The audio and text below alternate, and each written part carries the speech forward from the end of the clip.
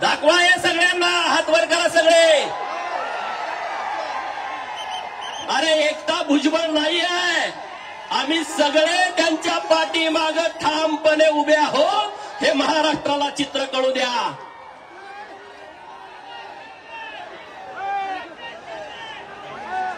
लोकांना वाटलं की सत्तेच्या जोरावरती दादागिरी करू आम्ही, झुंडशाहीच्या जोरावरती आणि ओबीसींचा आवाज दाबू.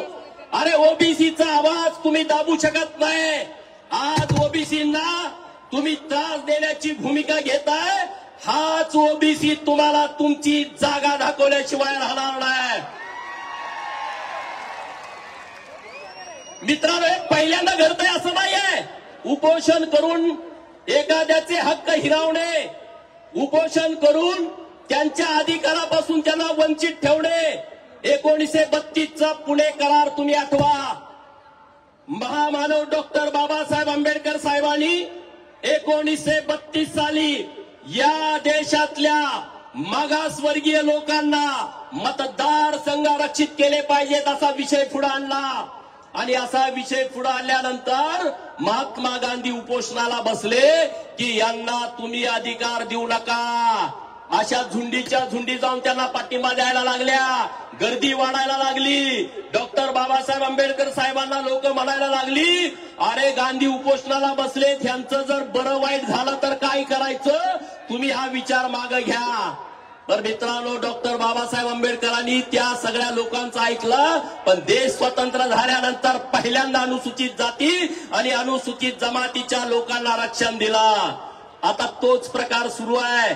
ज्यांनी दलितांचं आरक्षण 1932ला थांबवलं, आज त्याच प्रवृत्तीची लोक ओबीसीच्या आरक्षणावरती घाला घालताय.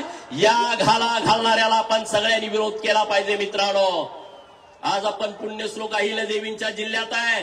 अहिल्यादेवीनं म्हटलं होतं, ज्या मनगटामध्ये बळ, बुद्धी आणि चातुर्य आहे, ज्या मनगटामध्ये बळ, बुद्धी आणि चातुर्य आहे, तोच स्वकर्तृत्वावर लोकाभिमुख राजा बनू शकतो.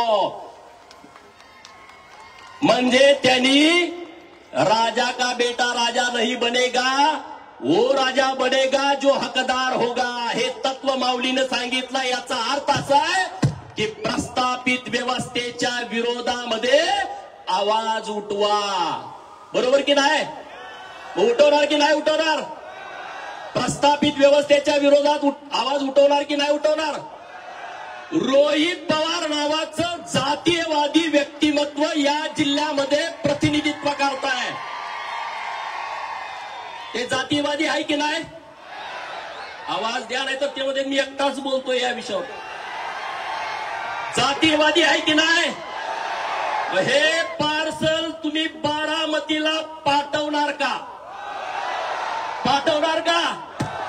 तुम्ही परवा बघितलं, आझाद मैदानावरती मोर्चा जायच्या अगोदर ह्योगडी तिथं पोहोचला होता. बघितलं का नाही? बघितलं का नाही? का रे, आमची मतं घेतली नाहीत? तू आमची मतं घेतली नाहीत?